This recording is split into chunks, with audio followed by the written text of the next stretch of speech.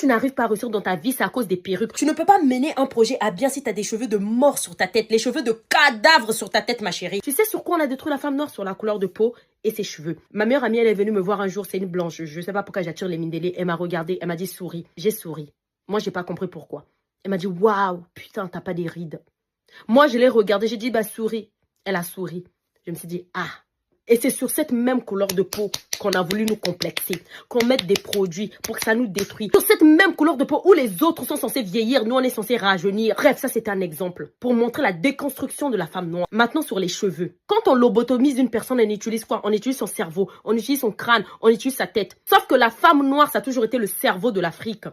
Pour moi, l'Afrique va se développer, va réussir grâce à la femme noire. Parce que nous qui Pumbu le dôme là, je ne compte pas sur eux. Hein. Nous on n'a pas occupé la même place que les autres femmes. Quand ils étaient en train de protester aux féministes, nous on était des impératrices, on a toujours dirigé des royaumes, on a toujours été des guerrières, on a fait des commerces, on a été des battantes. De la même façon tu donnes ta tête quand on te lobotomise, c'est la même façon que tu donnes ta tête à ces cheveux-là d'avoir le pouvoir sur toi. Tu sais quand tu donnes à un pasteur de prier sur toi, tu lui donnes l'autorité sur ton corps. Si c'est un mauvais pasteur, il peut te faire du mal à travers la main qu'il pose sur toi. Et c'est pareil pour les cheveux. Dès lors que tu prends les cheveux de mort là, tu mets sur ta tête, tu lui donnes le pouvoir de te contrôler. Tu es là, hey, ma vie ne marche pas, j'ai des problèmes. Tu vas prier chez le pasteur avec le problème en question sur ta tête. Vous êtes là, vous avez beau me détester comme vous voulez, mais de toutes les façons, si je ne le fais pas, personne ne va le faire. Vos influenceuses là, elles sont bonnes qu'à faire des transitions en perruque lisse. Vos cheveux, c'est notre héritage. Faites une transition, enlevez les cheveux morts sur votre tête. Prenez au pire des perruques synthétiques. Une fois que vous prenez les synthétiques, prenez ensuite des perruques crépus. Plus vous allez mettre du crépus sur votre tête, ça va vous permettre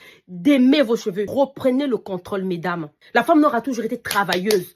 À ton avis, si on utilise son cerveau, on détruit tout. On lui fait mettre les cheveux de mort sur la tête. Qu'est-ce que de bien elle peut accomplir? Quand elle va trouver un petit 500 €, si dans les 500 €, elle doit enlever 200 € pour acheter perruque de 42 pouces. Elle doit enlever 100 € pour une crème éclaircissante. Qu'est-ce qu'elle va accomplir? On dit que la femme noire c'est une matérialiste. Oui, la femme noire est une matérialiste. On aime l'argent parce qu'on aime entreprendre, parce qu'on aime faire des business. Derrière une famille qui est en train de réussir, il y a toujours une sœur, une tantine, une cousine derrière qui soutient, qui va payer la scolarité, qui va nourrir les parents, qui va tout faire. Nous, on porte le fardeau sur notre tête. Les hommes qui viennent dire là, matérialiste, ils oublient dans beaucoup de familles. Je vous dis ici, il y a 100% des familles africaines. 98%, il y a toujours une femme derrière qui est en train de gérer, qui est en train d'aider la famille.